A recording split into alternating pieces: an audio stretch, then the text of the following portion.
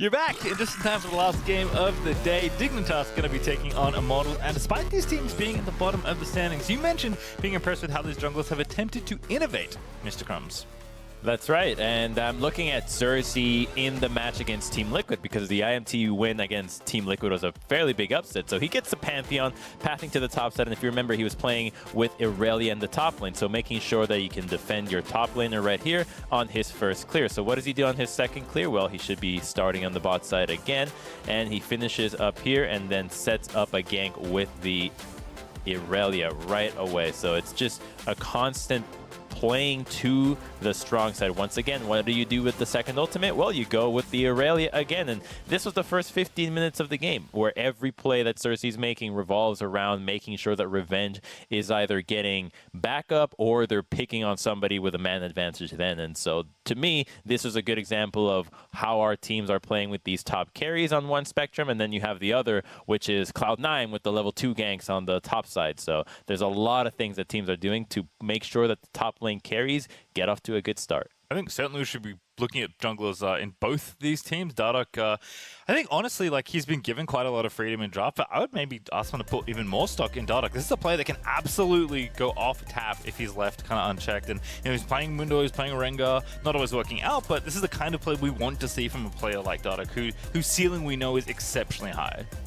And Dardoch can seem like he plays everything. He's good at the champions that he plays, but I have to say, I think the experimentation is going a little bit too high. And at some point, it's not entirely whether you can play, but is your team used to playing with you as well? So I think that these champions are getting a little bit too tricky for the team to play around them, and so just going with things that are a little bit more standard should make things a lot easier for Dignitas to play straightforward compositions that are very easy to play. And when you're dealing with new players, having these easy champions that are very obvious in how they team fight makes it a lot easier to be on the same page and not have these fumbles where one goes for an engage and the other one thought that a peel was happening. It's not what I want to hear, Crumbs, but perhaps it's best for Dignitas' chances at winning the game. I will say, though, that the bottom line has also been very impressive. Afro continuing to be a strong veteran, bringing up young and talented NA AD carries, and Neo has just been a monster, honestly. When he gets a lead, he's been very, very impressive. And I've said this before, but I think it bears repeating.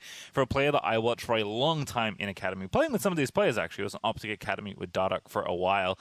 I just looked at him, heard everyone saying like, oh, he's really good, and just being like, he's okay. Now in the LCS, he's certainly outdone those expectations I initially had, and he is really showing that this is the reason why people kept telling me, who was clearly wrong, that he's a player that people should be looking out for, because his individual mechanical talent is very high, and he is not afraid in these moments on the bigger stage. He's still playing fearlessly, still playing aggressively, which is something it can be tough to teach. It's usually easier to reel in the aggressive young players, so I like that Neo is continuing to, show up and try and make plays in these games, even if, the scoreline and things are, for Dignitas isn't really working out, at least in the way they may have wanted. I think that playmaking that Neo has is quietly positioning him as a sort of safety net for Dignitas. When all goes wrong, well, if Neo has farm and is on a good carry, maybe he can win some fights. It feels like in some of the games that they got over the finish line, the one that they did, or the close ones as well, it was Neo that had a lot of gold that was very relevant. So if Dignitas can have a consistent threat in any lane that you can count on, then you can start to draft around him and then make for a much more refined and practiced composition versus continuing to try something new and hoping that it sticks. All right, well, bans are already in for Phase 1. Renekton first pick for Dig, but bans real quick. Seraphine, Aurelia, Camille, Talia, Udu, and Olaf. So some junglers, which we often see, in fact, 3 junglers on the Immortal side being taken away from Dardoch. It's funny that it's those junglers because he plays like so many more junglers than that it's kind of funny to see the meta champions banned away from Dardoch. Yeah. But Seraphine, very powerful. Aurelia, obviously something that Revenge is good at, and kind of insulating Fake God here with this Renekton pick.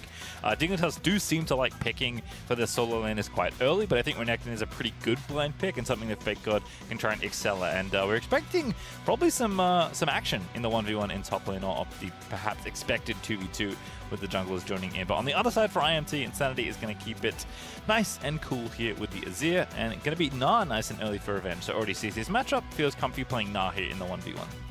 Yeah, I think taking it away right now, you know that the Renekton's probably getting paired with maybe a Nidalee, just a very easy point-and-click combo that you can move around the map and pick on anybody. So I'd like to see that out of Dignitas here, unless they have some other tech that they're working for. The standard would be to pair that together and then have a really strong synergy. But it's going to be a dive. So instead of playing to Fake God and the laning phase, it's a little bit more about the team fighting with the Orianna. And Hecarim is incredibly strong right now as a jungler, so seeing what Cersei has as an answer to this will be very interesting, because I think that Hecarim has a lot more agency as a pick than the previous champions that Dardoch has gone for. The Rengar and the Mundo needing a little bit more of a hand-holding through the early game, whereas the Hecarim can really set up his own plays and then initiate whatever he wants on his own.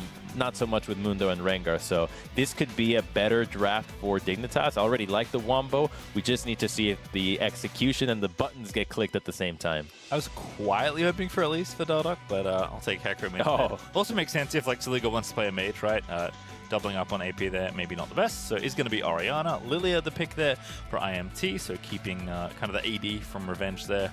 A little bit more balanced as far as overall damage profiles go, but Phase 2 is already underway. First ban is Kai'Sa, something that Neo has been very good on, but he also plays the Samira, which is pretty rare in the LCS. And Senna finally going to actually receive a ban, a champion that, even though she did finally lose a game, unfortunately Golden Guardians couldn't bring her over the line, still been very, very powerful, and I think is likely going to rise in priority as more and more teams start to play her.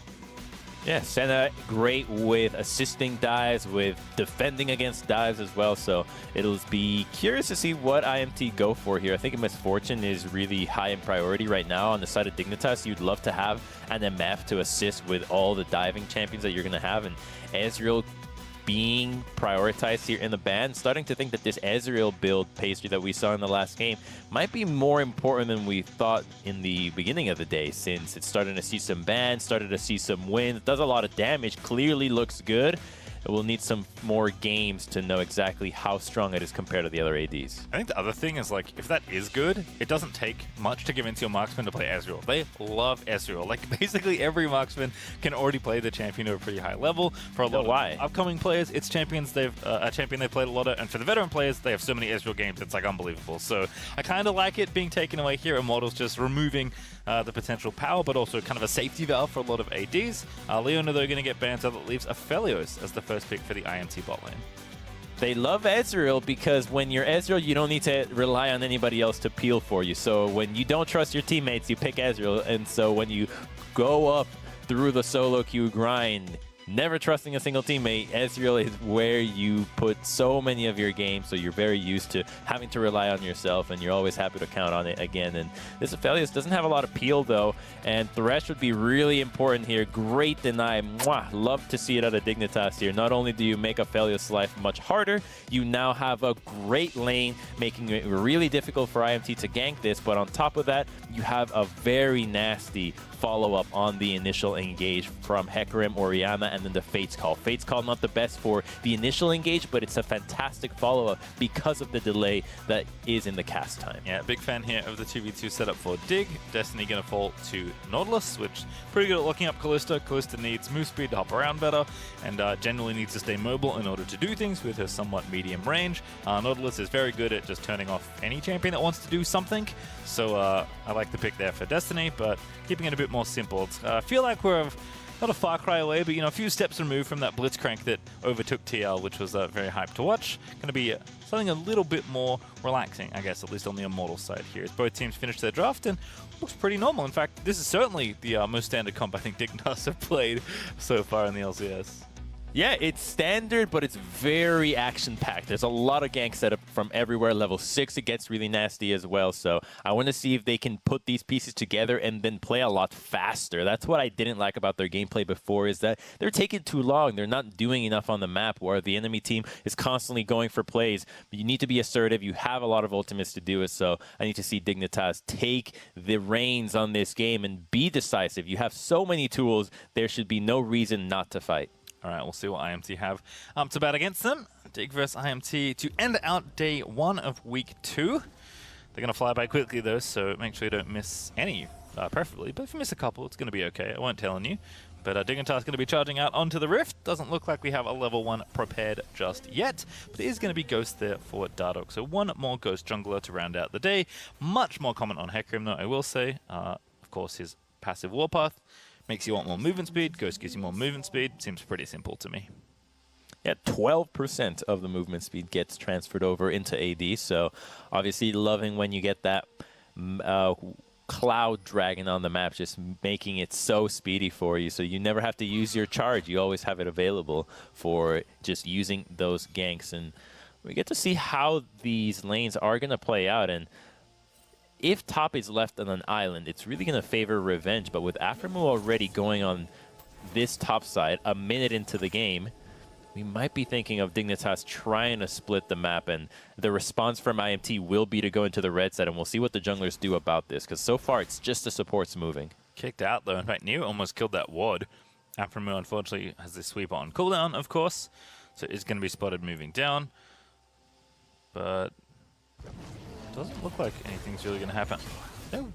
Are they waiting to fake Alicia? That's kind of interesting. I don't think they can be, because Fake God's going to be late. Anyway, we'll leave it for now. Dardoch on the blue buff. Could go ahead and take that one. Xerxes over on the Raptors. Going to go straight to the red. Lilia obviously loves to AoE down the camps, but it's likely going to be a lot of farming here in the early stages. Don't expect too many ganks on either side. Yeah, Cersei just going for power farming here. It should be hitting that quick level 6, not getting the camps, buff camps early on so that he has a reset, and it's just going to be a nice little trading in the bot side. Nothing much. It's always fun to see the level 1 trades because everyone knows that it's never going to amount to a kill, so everyone just easily walks away. But on this next wave, though, that's when you really got to back off. And so because Dig started to use that health disadvantage after the cooldowns went down to push up, they're going to get level 2, and now they have control of the lane. Exactly. You know, it's really just a fight for level 2, as Dignitas do get control of the wave and the experience as a result early on. Revenge on the Gnar here is doing a decent job of pushing the wave in, but Fake God's actually got the wave nice and even. Should be actually just ahead in CS if he picks them all up. So nothing too wild there in the top side. As Afro zoning them off here. Roy's level 1, Destiny level 1. Both supports with Ignite, both supports with hooks, but Aphromoo, oh, what a hook. They're going to force the heal out, but the Ignite is down, and First Blood just snaps Raze in 2 as Neo's going to collect it.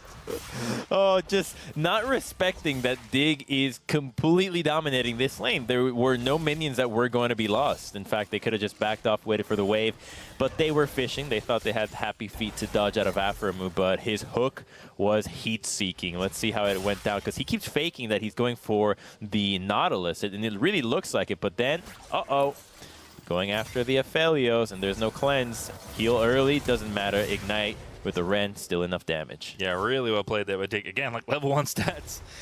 Not all that great on most champions. So Raze loses both his summoners and his live. It cost Aphromoo a single Ignite and a very nice little mind game there with the hook in order to collect First Blood. So we talked about, you know, players that have played bot lane for a while and, you know, have their kind of legacy champions like Ezreal. Thresh is definitely a legacy champion for many, many supports. And Afro showing that he's still got it there as he absolutely outplays the IMT duo early on in the 2v2.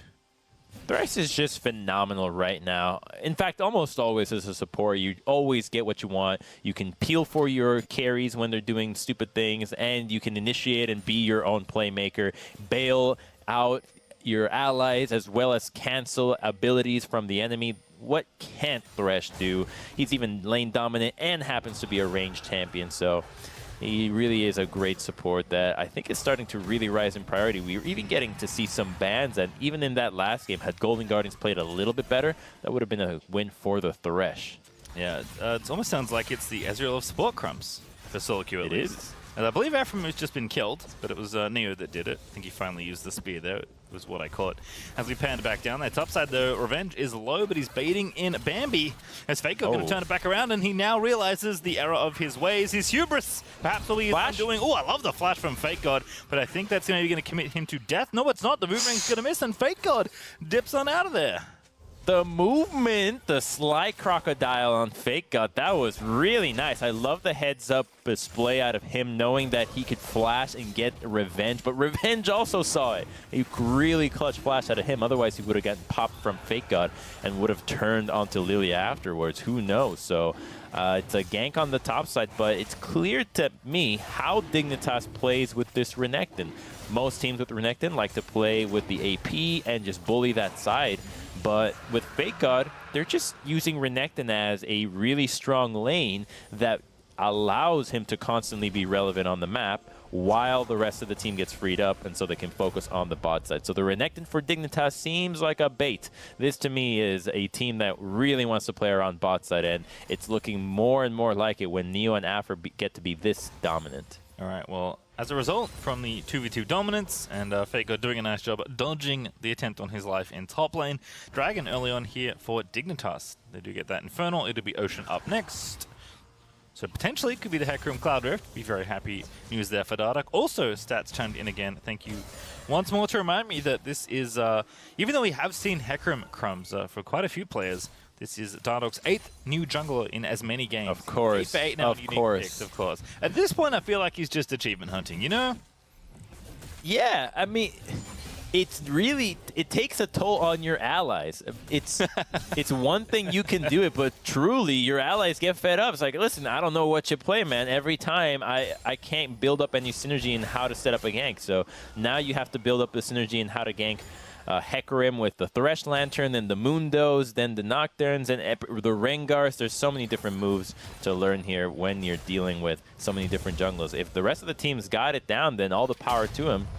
But so far, this is looking like one of the better experiments. A very meta jungler, and gets a keep up without falling behind the other meta champions, like Lilia. Well, if we need an indication of what's happening here in the 2v2, Neo and Afro got the wave pushed in, and Destiny froze it a little, trying to make sure Raze can play catch-up here. They're 15 CS down about, as Dardoch's going to go ahead and give Saligo the blue buff. Level 6 for both junglers, though, is good news. Both Lilia and Hecarim, very different champions with their ultimates. Well, giving blue away is good. That's really nice, though, out of Dardoch there. He could have used it, but improvement. Yeah, that's definitely what you want to see out of their jungler. You give me the chance. Oh, good hook. Great hook, actually, for Destiny. The Neo there with the Lantern going to have to flash out of the way. He's ignited, but not dead just yet. Afromu's just taking it to him as Destiny is going to get killed. And now topside, Xerxes this time finds a sleep on a Fake God thanks to that newly acquired ulti. And that's enough for kills. IMT pick up 1 in trade. It's so close for the bottom lane. The flash on Raze was a hair away. If he would have had it up, he would have been able to flash after Neo and kill him and not lose their support. But the summoner was down, and a good time for the engage out of Dignitas. Despite IMT having been the ones to initiate that, they respond very quickly, and it's those boots that the Kalista has that allows her to build that distance and get away from the Aphelios that saved her life and builds that CS lead even further. Yeah, does have the item advantage, certainly. Finished boots there for Kalista, a very good item early on, as Dardoch is going to take the enemy blue buff this time. Figured out a way to get blue buff after all. Dardoch very resourceful there alongside Afro, as Raze just has to play all the way back to the Nexus. No. Afro over the top with the flash. Raze there does have the Gravitum, and that may just save his life. I take it all back. Dardoch just going to absolutely destroy poor Aphelios. Oh, Destiny does have Hex Flash, but he doesn't have ultimate. He gets to walk out. There's no saving this bot lane. Oh, Afro, such a model support there. Tanking the tower for his jungler to escort him out safely as Dardoch gallops on back down to the brush to take a recall. Neo going to do the same, and Afro going to do the same, as it's been all success for Dignitas here in the bottom lane. Yeah, all success and no fun on the side of the IMT bottom lane. Clearly one side is enjoying League of Legends here, and the other is not. Raze, without Flash, is now in even more trouble. They can continue to go to this lane, and there's not going to be help for him. There's no teleports on the side of IMT to help him out. So if Dardoch can find his way to the bottom lane again, they could just get all the gold that they need to close this game out fairly early, because they're starting to snowball and they have the champions to really run away with it. Yeah, not very welcome for the new Oceanic duo for IMT there, as Raze and Destiny getting worked in the 2v2 by Neo and Afro. Xerxes, though, is keeping the farm up. Did get the Scuttle Crab there on the bottom side, so perhaps providing a bit of additional coverage. Revenge doing fine despite Fake God playing up here in this lane, although he has had some help with Lilia finding that gank in the top side. And mid lane is also very even, which I think we'd expect in this matchup. These are not just two players that are very familiar with a matchup like Orianna Azir, which at this point has been played countless times, but they've also had quite a few exchanges 1v1 in their history as players, despite being new to the LCS. For both of them, or newer to the LCS, they played quite a lot in Academy, and I'm sure this matchup has come up in that time as well. Although Insanity did have some spicy ones in Academy, I will say. I'll see if his Karthus perhaps resurfaces in another game, or if Dardoch plays it again, because he has also done that this year.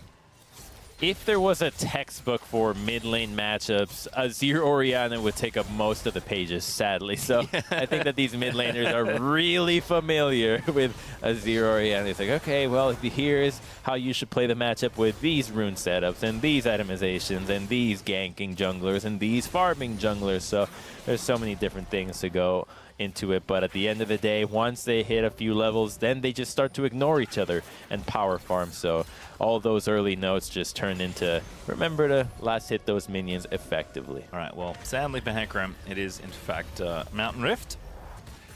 Not bad, certainly, as 2 dragons already here for Dig. Can look to maybe snowball to the snowball if they do want to. Soul Ball is what I meant to say. Ruined my own joke, unlucky. Topside though, Neo is going to swap up there with Afro because Raze is up there as well. And looks like Riptide was the reason because Xerxes has the eye. That Mountain Dragon actually really sucks for Xerxes. I actually think the one that gets hurt the most is the Lilia. More walls make it much harder for you to land those bowling balls down the jungle, down anywhere really. So I think that Xerxes is going to have a harder time getting those big sleeps now that this is the Mountain Dragon. And no other champion's really going to get hurt that much. The Hecarim would have benefited, but he doesn't really care that there's all these walls around. He still gets to run around and ult people over them. Right. It's also interesting, like, there are 2 different support champions in bottom lane. They're not created equal as far as the hooks are concerned. I think depending on the situation, it's good or bad news for Destiny, whereas I think Afro's got many more places to hide behind now. Blitzcrank loves Mountain Rift. Thresh kind of on a similar principle, can enjoy it as well. Also Orianna, who can maybe look to get a snipe here. Shockwave's going to have to be flashed there for Xerxes. His Insanity also coming in for the scoop. Oh, ulti plus flash gets Dig out of there. Okay, so both junglers hoping to catch each other out there, and it's a good flash out of Xerxes there. That Shockwave would have certainly killed him, and then the ultimate out of Dardoch is good, and it should stop everybody from making a play from now on. That's just a timing out Rift Herald, not going to be able to get any value out of that one, and maybe it makes it to the bottom lane before plates go down, and yeah, the Rift Herald will actually get some value there on the side of IMT, so maybe they can win on this turret race. Yeah, Revenge continuing to get investment put in there. Indeed will make it to the plates, as Revenge is going to collect a lot of extra gold as a result. If Fake are going to take it out, we'll get walloped, but not a problem there for Renekton, as it is going to be somewhat of a race here on the opposite sides of the map. Top lane 1v1 looking good for Revenge, although Fake God has done a great job despite getting ganked a couple of times and dying once. Keeping the farm nice and even, keeping the matchup very competitive, even though his jungler has not been anywhere near the top side of the map, except to take his Gromp.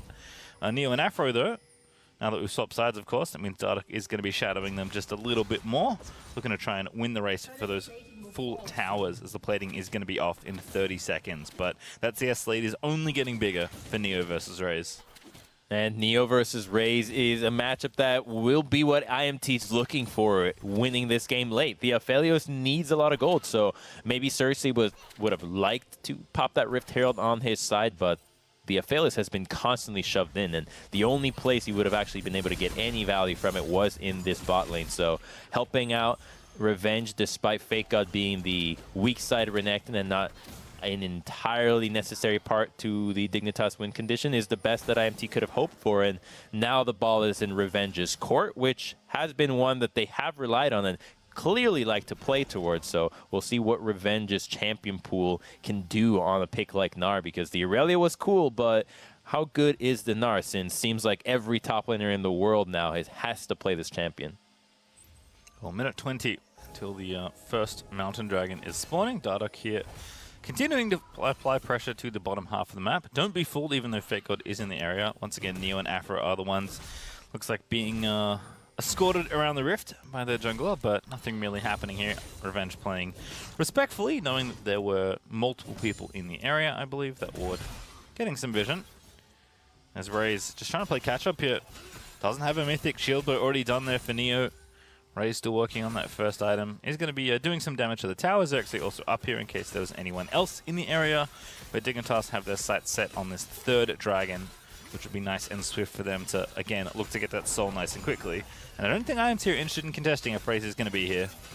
No, they're trading. They are going for the Rift Herald instead. I like this move. You're not stronger right now, and so you just want to get gold onto the Aphelios. It's him that you really want to have some money on because he doesn't even have the Kraken Slayer yet. You're dealing with the Shield Bolt onto Kai'Sa right now. Way too strong, so best to get the trade. Maybe use that on the mid lane turret. So if you can save this Herald, you might actually be able to use that to set up a mid lane push that'll allow you to get vision before this Dragon fight. They're going to commit for a tier 2 here, and Dragon has yet to spawn, so Dignitas is still on that area and not here to defend tier 2. Yeah, might have to pull somebody over because VOD and Destiny on their own are like relatively threatening for these towers. VOD's already demolished wrong with Crescendum. But Fake God here just going to clean out this wave. Xerxes actually not going to drop the Herald right now, so Dignitas will not have to worry too much about that top tier 2. Instead, it's Dardoch finishing off the Drake, just barely missing the smite, but thankfully doesn't matter.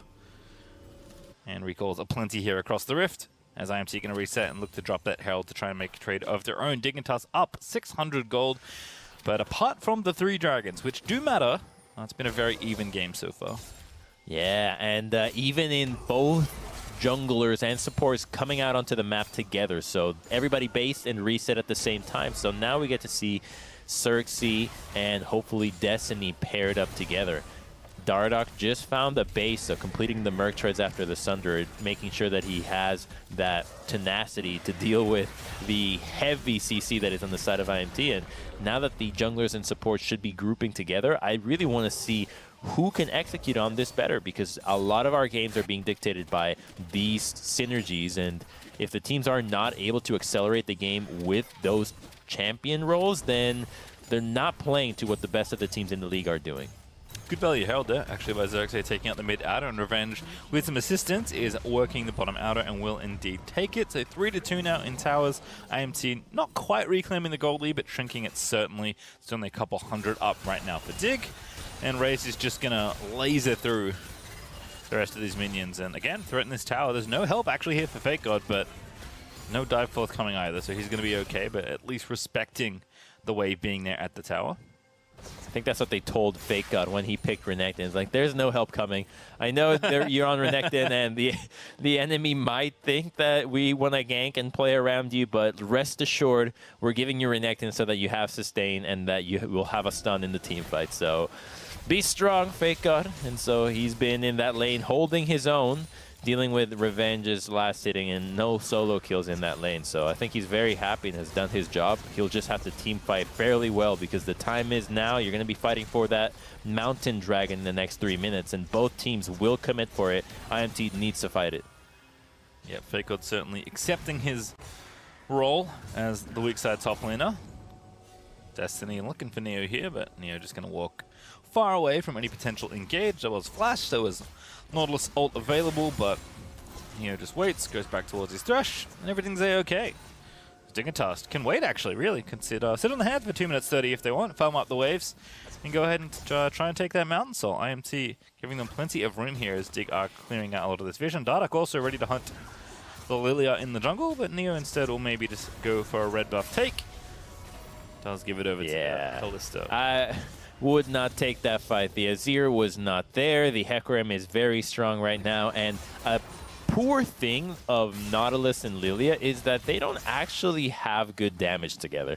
As 2 members, they really don't have the ability to kill anybody that is remotely tanky. If they have any HP, sustain, or ability to just hop over walls and avoid your CC, they're having an easy time to escape. So IMT maybe feeling like Lilia and Nautilus is not enough, and so they have to pair up with the Aphelios, the Azir, or even the Nara. And that just emphasizes further how much more gold they need to get into the pockets of Raze and Insanity, because they are the only way that they're going to be able to deal with these diving Renektons and Hecarims. Otherwise, no one has enough damage to kill them. You need the Kraken Slayer to really deal with these giant beasts.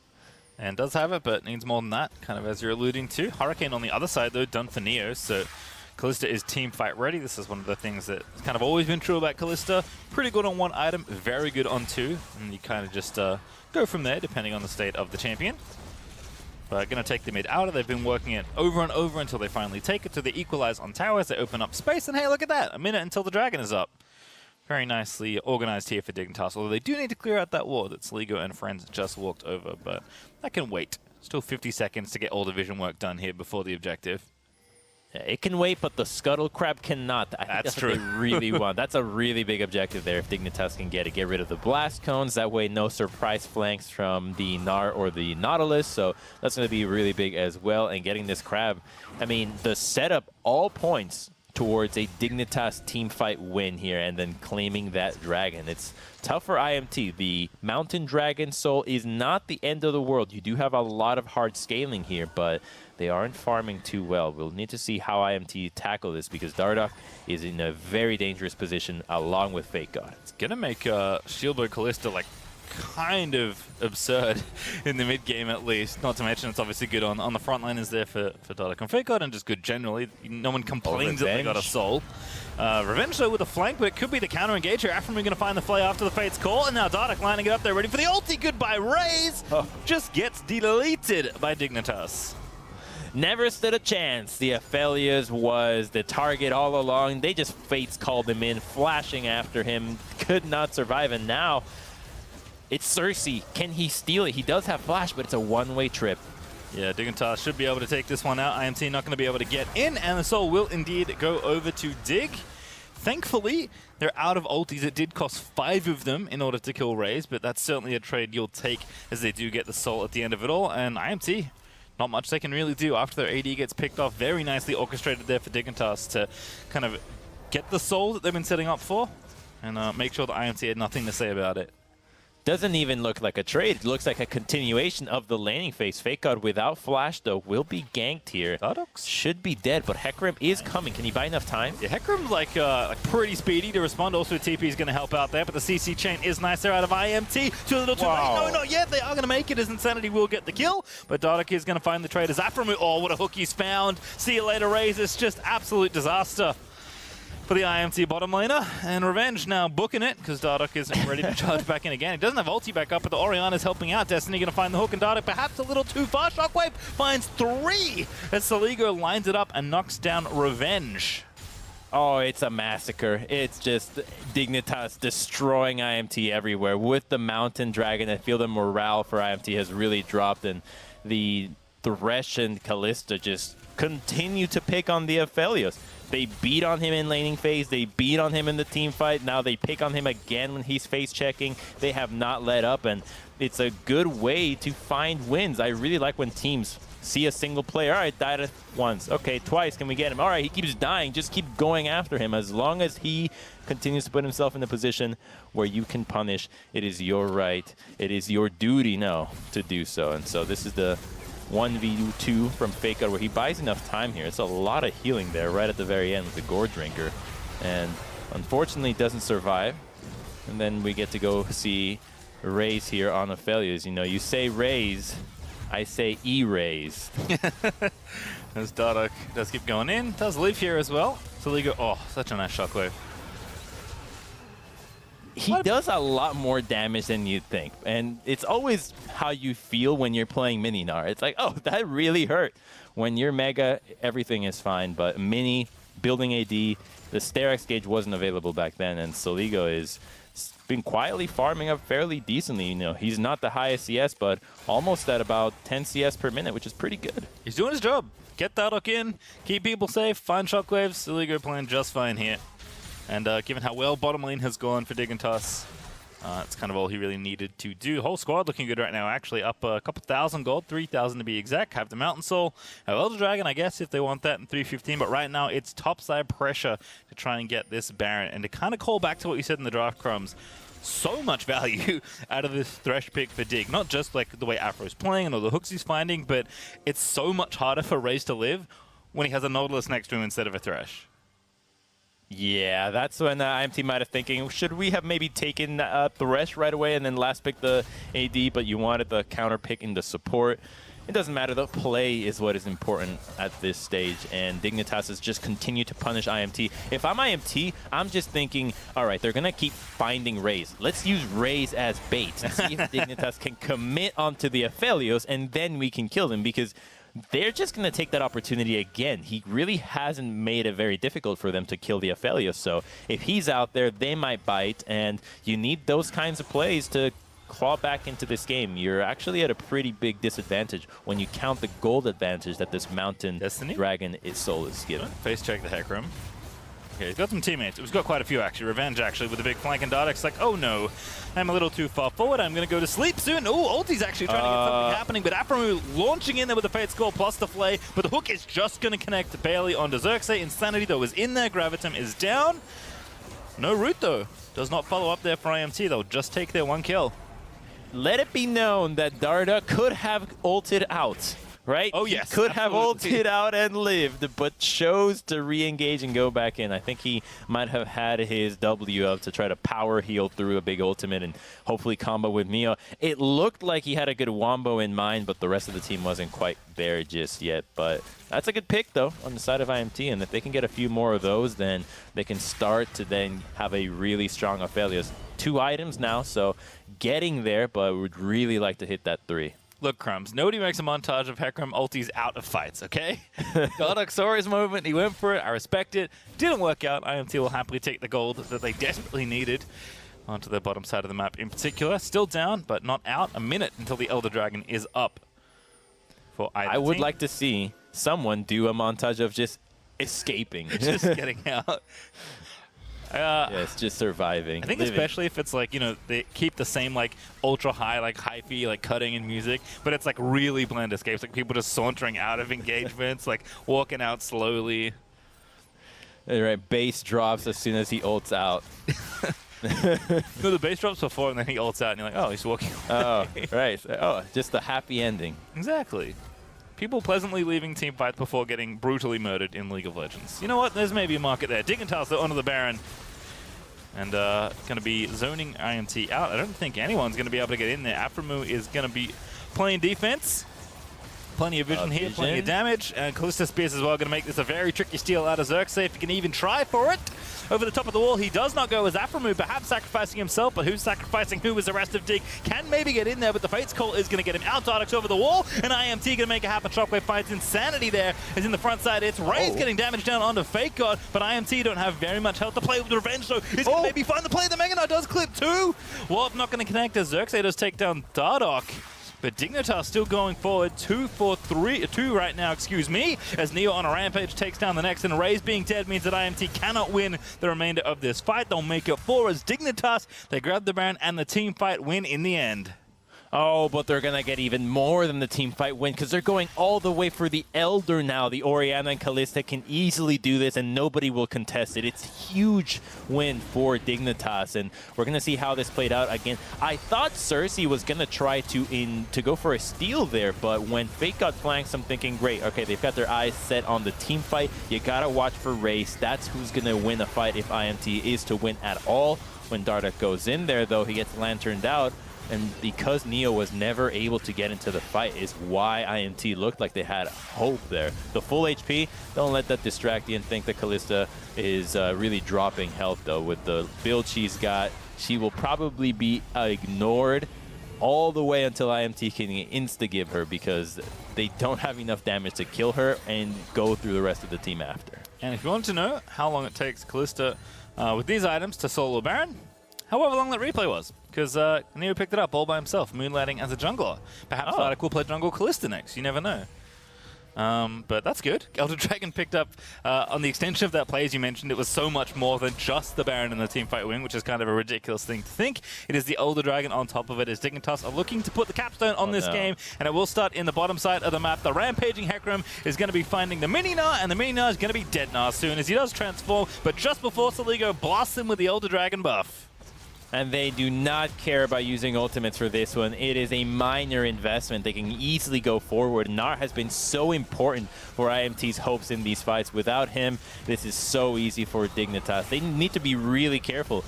Callista spearing forward with the Orianna, and the Elder can easily get somebody to executable health from the Elder. Fake God also has been working the minions there in mid. So Dignitas are going to finish off this middle inhib as well. In IMT, definitely going to have to think about defending this Nexus because Dig are not stopping right now. Still a 5v4 for a little while longer. 10 seconds or so until Revenge is up. Hook's going to go wide there for Destiny. I think it found a minion, not the target they wanted. One Nexus turret will fall as IMT still trying to defend, but Revenge is up in 2 seconds now. Redemption down, reset the health, Dignitas still going. Okay, gotta watch Raze again. That's the Good DPS. hook onto Dardoch, but the damage is coming back in. Neo, unstoppable, obliterates poor Nautilus, and the hook is going to find one in the back. It's Raze again as Aframu is just continuing to finish the game the way he started it by destroying the enemy bot lane as Thresh, as Dignitas will take the Nexus and the victory.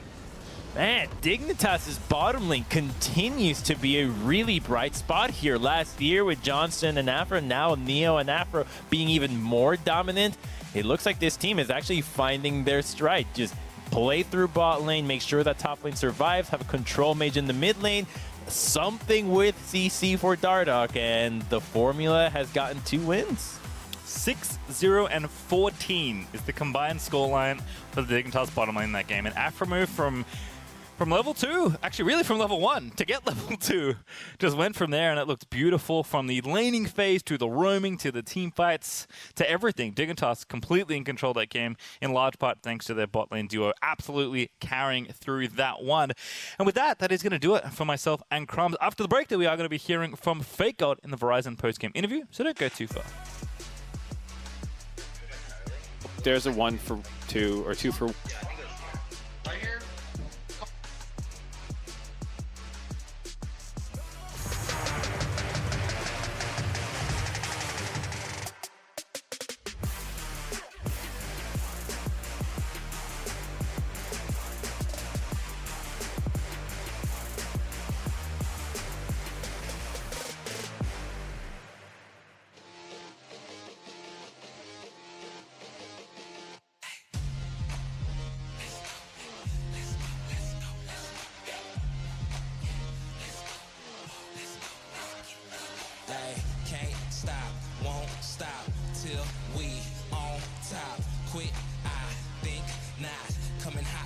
#1 spot, yeah.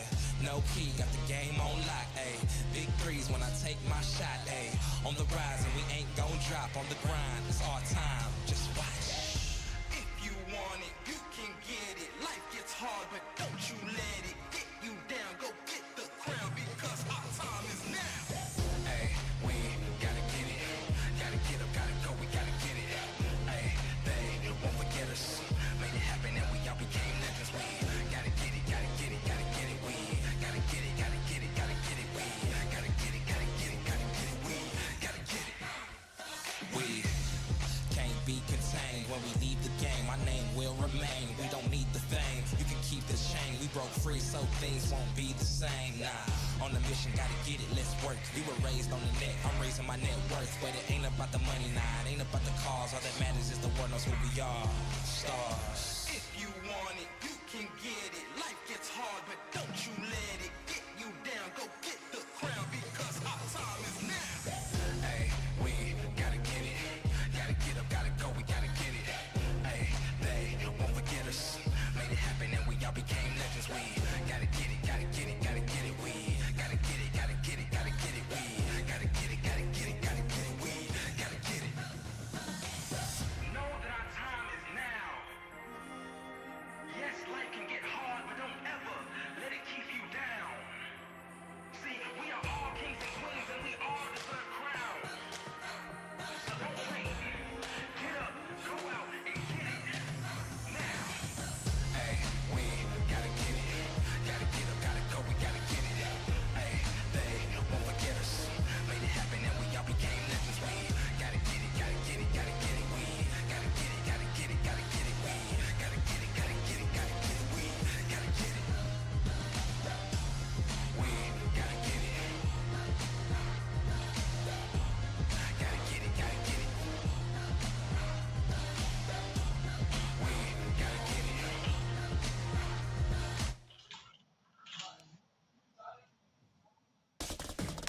Welcome back to the LCS. We have our final Verizon post-game interview of the day, this time alongside Dignitas' Fake God.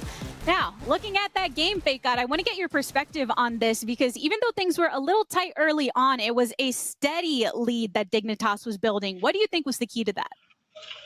I think the key was Josh's early game shot calling, and then our bot kind of gapping them with the first blood early. That's pretty good.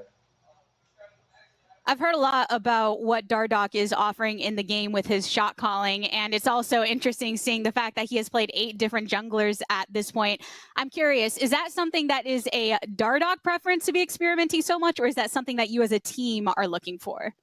No, that I think that's just the Dardoch thing. It's just him wanting to play all those different champions and having a lot of picks, I guess, in general, and then we let him do that, and then we play with it, and then we win sometimes. It's definitely been interesting from a viewer perspective to get to see those changes and, oh, it's going to get locked in this time.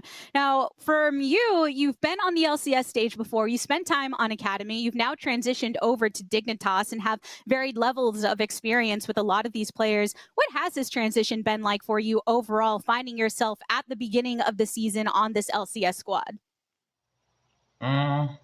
It's been pretty interesting because when I was in Academy before, I was just thinking like, I was just comparing it like experience at LCS and like how I thought I wasn't ready yet. And when I'm LCS like right now again, that's just what I was thinking about most of the time. Like, I think I'm ready now and I just want to show it.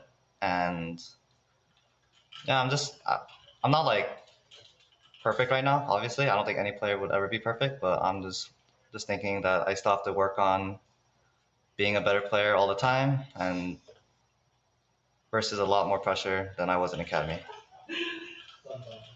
Well, it's a good mindset to have, to be constantly wanting to improve. And when we're looking at the top lane in general in the LCS, there's a lot of strength right now with a lot of individual players. How do you feel that helps you in that effort to grow as a player, having some hefty competition rather to go against? I only think there's like 3 people I'm scared of, or not really even scared of, just 3 people that like I feel are actually good. So I think it's just all right. Everyone else is just kind of feel like the same people when I lane against them sometimes. But do you care to name those 3 people though? Is that something that you want to share with us? I mean, it's obvious, right? Like some days one of them, Afar is probably one of them, and then probably Impact. And then basically I kind of forgot all the others. That's how I see it right now. So versus anyone else, I just have to like keep playing myself and just making sure like I'm always playing good. And versus them, usually, I'll just think that I'm actually like trying to. Okay, I don't know what the hell I'm trying to say, but basically, I only think there's a few top laners that are actually like pressuring me, and that's about it. Yeah, I mean, you got to keep your eyes on the prize, right? Taking it one step at a time to make sure that you're getting the wins for the team. Last thing to you, as a member of Dignitas going forward, now even in your wins and losses, what words do you have for the fans out there that are following you along for the ride? Keep following us, because we will keep improving. Something like that. I don't know how to say this very well. Nah, you love to see it, FakeGod. You love to see it. I do appreciate you stopping by to speak with me after that victory. Thank you. No problem. We'll let you go and celebrate with the rest of your team. And with that, we are wrapping our day of games today, everyone. Let's send things over to the State Farm Analyst Desk. Thank you very much, Tigers. If that interview didn't make you an instant FakeGod fan, I don't know what will at this point, if I'm being honest. Phenomenal victory out of Dignitas there. In fact, a record-breaking victory in the LCS, and we will get to that in just a moment. But a really stellar game, I think, on all accounts for Dignitas, with a relatively quick ending time, just over 30 minutes. You know, this is exactly what we're looking for out of a team that has a couple of very solid veterans in Afromu and Dardoch, and then, you know, a slew of younger players, not to disparage FakeGod's experience in the LCS up to this point, but look at the 2v2 doing work in the bot lane, Alorum. Yeah, great job from Afromo and Neo. There were a lot of mistakes coming from the IMT bot lane, so I'd say it's a little bit of this, a little bit of that. But honestly, they played it really well. They're playing an aggressive lane, a very aggressive one at that. Kalista Thresh has historically been a lane that is very lane dominant, and with that, they continued to get dragon after dragon due to their good early game. And we will see that paid big dividends and just really, really helped them win the game. It was definitely a game that kind of felt like quiet domination because a lot of the plays were not like absolute whitewashes that felt like backbreaking, like 4 for 0 and Baron, like in this one, it's 5v5, everyone's alive, and they're going to get the Baron pretty free, and it's going to be a really scrappy fight where people are going to be dying on both sides. And so, if you were just going by feel of the game, it didn't look that dominant, but they had, the Soul completed super early on in the game. They were crushing it in gold advantage, and they pretty much had total control the entire time. And to follow up on that, I think a lot of this came from, like we said, the bot lane. I do think IMT tried to mitigate that by focusing topside, and it might not have worked out as well as they wanted to, but I do think they showed an idea of how they wanted to respond by going top, by focusing on getting Herald, and it just didn't work out even when they got Raze out of the bot lane and were having him catch waves topside. When those fights came, he was still a little bit behind, and it just didn't end up breaking their way. In so many ways, everything that you guys just said, I think, paints the best picture for how this was record-breaking and in a way that you would not expect. Mark hinted at it earlier before, so did Alorum. Dragon stacking at such an early time for Dignitas. This was, in fact, the fastest soul ever secured in the LCS by 8 seconds. Just 8 seconds, but 21 minutes, 35 seconds into the game, and you're operating with a soul. Again, Mark, that goes to the idea of dominance here in this game, even while each individual play wasn't looking the cleanest. Dignitas, they had their eyes set on those global objectives.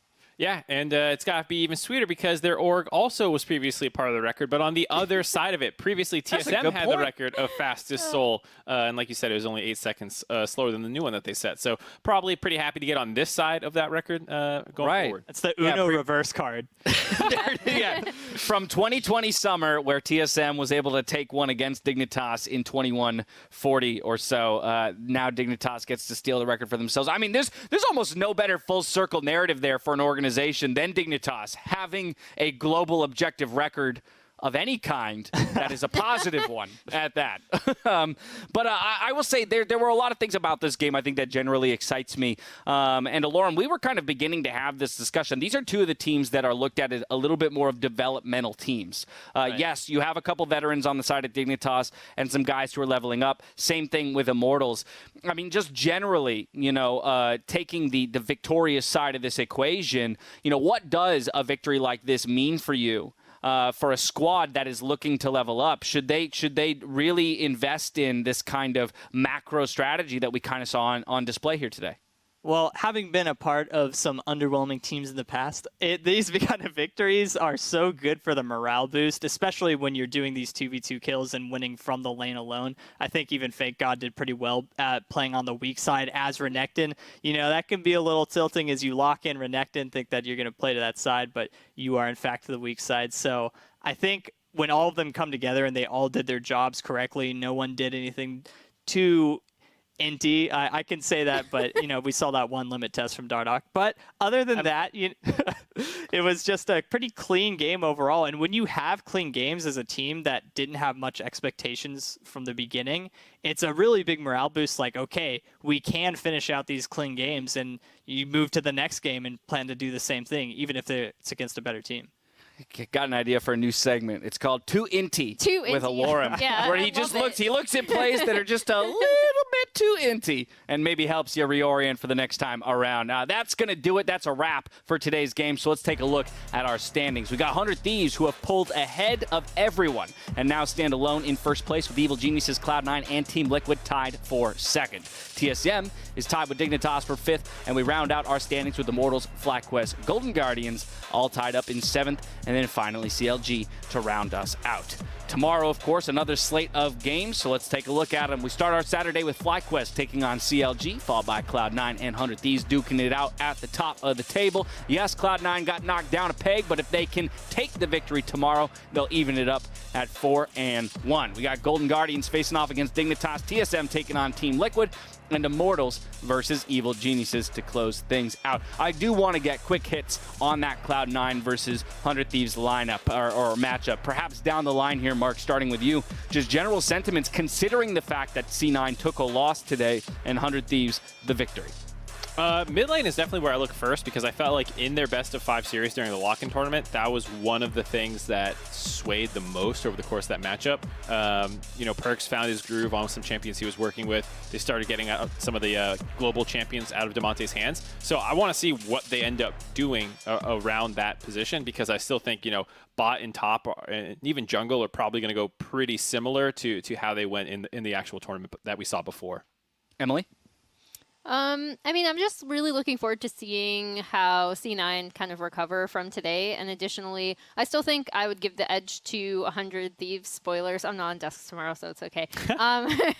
Because, again, when they get in situations like C9 was in today where they're behind and they're trying to make plays, I think the fact that they all do seem to be very much on the same page, kind of the opposite of what I was talking about TSM earlier, they can pull out these victories and when the game stretches on really, really long, as we've already seen from them. So that's why I'd give them the edge here. What about for you, Lauren? Because I just remind everybody, this was a full 5-game series when it came to the lock-in, and it was actually Cloud9 clawing back from the 2-0 deficit for the reverse sweep. So there's got to be a bit of that in 100 Thieves' brain, even though they are currently at the top of the table.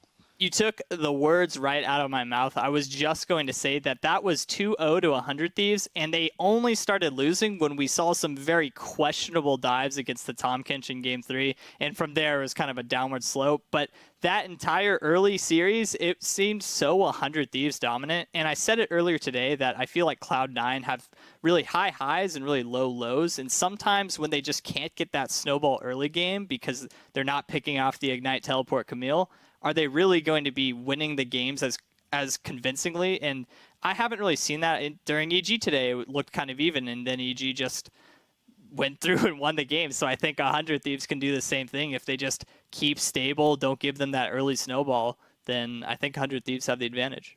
All right, huge marquee matchup coming at you all tomorrow, so make sure you set your alarms. That is going to do it for us, though, here on this Friday evening broadcast. So on behalf of myself, the casters, the entire remote broadcast crew, thank you all for watching. We'll see you tomorrow for more LCS. Until then, stay healthy, stay safe, and be good to each other. Good night.